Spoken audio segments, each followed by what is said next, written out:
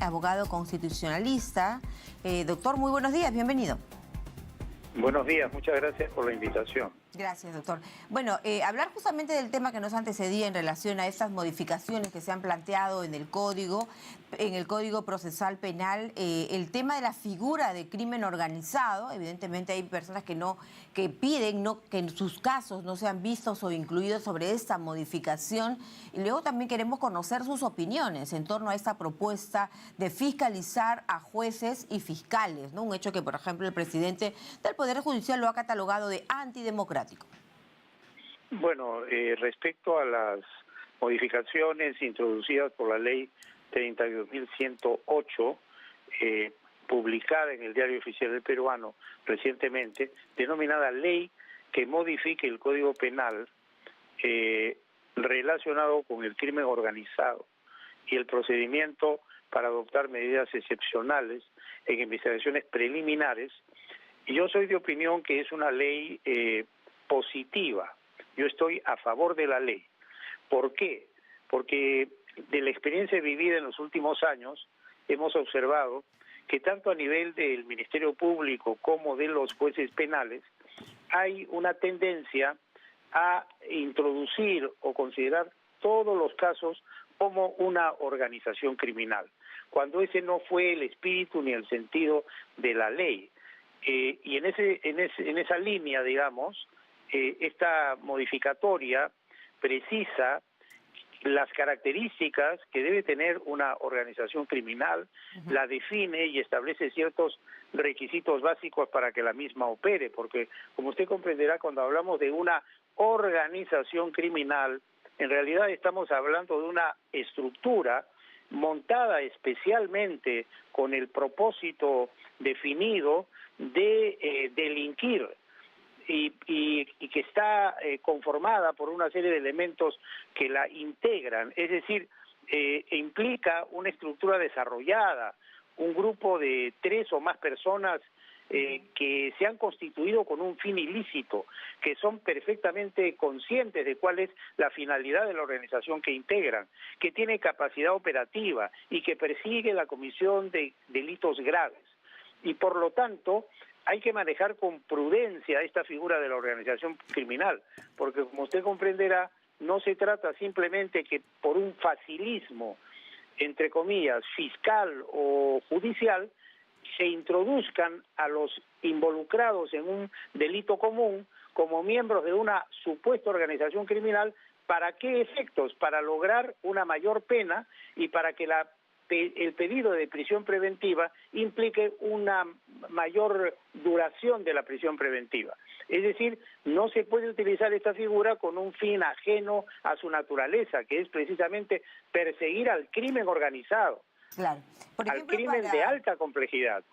Es un tema complejo, ¿no es cierto? Doctor, mire, no sé si usted comparte, por ejemplo, lo que señala el presidente del Consejo de Ministros en el sentido de decir que ya el tema de las prisiones preventivas ciertamente es algo como una condena a la persona sin sentencia, y para muchos otros políticos muchas veces se ha abusado todavía en el Perú de esta figura. ¿Qué opina? Bueno, yo estoy de acuerdo y lo he dicho ya desde hace varios años. No se olvide que cuando yo fui presidente del Tribunal Constitucional durante los años 2018 y 2019, a mí me tocó ser el ponente en los casos de Humala y de Keiko Fujimori. Y observé que en ambos casos había un uso excesivo y abusivo de la figura de la prisión preventiva. Pero es más, tanto en el año 2013 como en el año 2017, la Comisión Interamericana de Derechos Humanos emitió informes sobre las medidas dirigidas a reducir el uso de la prisión preventiva en las Américas y sobre el uso de la prisión preventiva en general. Y determinó en forma clara y contundente que en los países de la región y especialmente en el Perú, había un uso excesivo y abusivo de la prisión preventiva, y es más, la Comisión Interamericana llegó a afirmar que eso era una demostración de la ineficiencia de la administración de justicia, porque se daba una apariencia de justicia a través de un procedimiento en donde a una persona la detienen como si fuera un bien mueble objeto de un embargo preventivo, le quitan su libertad mientras el fiscal investiga, la pueden tener 36 meses o más y al final de pronto no se probaba el delito y se trataba de un inocente.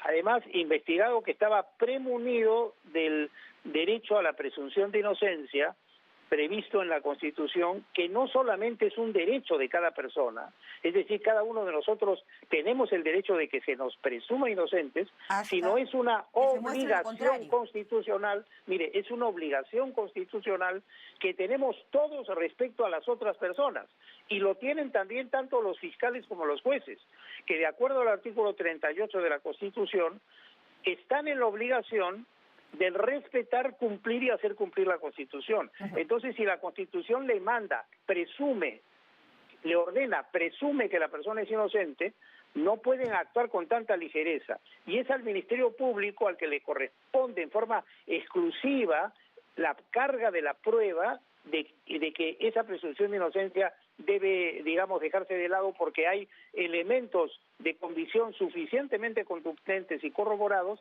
que demuestran responsabilidad penal. Entonces, el caso es delicado, pero se ha manejado con ligereza por simplemente la comodidad de tener a la persona detenida y así, presionar a los eventuales testigos para que imputen responsabilidad y armar un caso, pero en el fondo sobre un cimiento de algodones, porque no se puede armar un caso a partir de la lesión y violación de los derechos fundamentales de la persona humana. Ahora, se menciona que en el Congreso de la República, de donde emana esta ley, ¿no es cierto?, se podría haber estado pensando en facilitarle el camino, ¿no es cierto?, incluso desde el punto de vista electoral, o en todo caso son leyes con nombre propio. ¿Usted opina lo mismo? ¿Qué partidos políticos estarían siendo beneficiados? Mire, yo no opino lo mismo, yo presumo siempre que las personas actúan en el marco de la Constitución y de la ley. Yo como constitucionalista estoy obligado a presumir que la persona es correcta y que actúa en el marco de la ley. Y si uno va al texto de la norma aprobada, yo no veo ahí ninguna personalización. Ahí se está simplemente modificando el artículo 317 del Código Penal, el decreto legislativo 635 y algunas otras normas que están vigentes y que tienen carácter general. Entonces, la norma que estamos comentando, que vuelvo a repetir, es esta ley 32.108, es una ley de carácter general. Ahora, si uno quiere armar hipótesis, conjeturas, etcétera, puede pensar muchas cosas. Pero lo cierto es que aquí en el Perú, más del 70% de personas que están recluidas lo están en virtud de mandatos de prisiones preventivas e imputados, muchos de ellos de organización criminal, sufriendo un exceso de privación de la libertad. Y esto hay que también tenerlo en cuenta, no personalizar. Si uno generaliza, verá que esto hará justicia para mucha gente que está injustamente en prisión detenida, esperando que el fiscal, tomándose todo el tiempo que desee, y muchas veces se toman hasta el último día y otros no cumplen y los jueces se ven obligados a levantar la prisión preventiva porque el fiscal no actúa, se haga justicia, ¿no? Lo que sí quisiera también pedirle una, digamos, interpretación del tema, ¿no es cierto? Usted en su calidad de ser un jurisconsulto, un letrado, ¿no? Porque, por ejemplo, en el caso de Nicanor Boluarte, en la audiencia de pedido de prisión preventiva de 36 meses, la Fiscalía está pidiendo que no se le aplique esta modificación de la ley del crimen organizado aprobada por el Congreso de la República. ¿Cómo debería ser?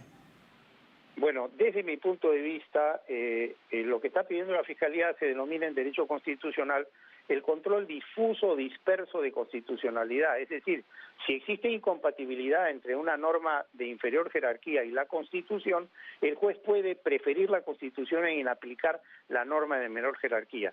Yo creo que en este caso no estamos ante ese supuesto, porque la ley 32.106 no está afectando ningún aspecto de la Constitución. Es más, está siendo armónica con el sentido humanista, el sentido de reconocimiento y protección de la persona humana como fin supremo de la sociedad y del Estado, que debe merecer un tratamiento legislativo infraconstitucional es decir, reglamentario de la Constitución, Bien. acorde con ese espíritu humanista. Ok, Y esta muchísimas gracias, utilización doctor. abierta de la organización criminal pues no va contra un espíritu humanista, porque se cometen muchas injusticias y hay muchos inocentes que están en prisión simplemente por excesos y abusos del sistema de justicia, tanto a nivel de Ministerio Excesos Público y abusos. como Muy bien. de Poder Judicial. Gracias, doctor Ernesto Blume Fortini. Muchas gracias por esa comunicación, expresidente también del Tribunal Constitucional. Vamos al Congreso de la República con Lisette Ramos. País, el señor Luis Lescano,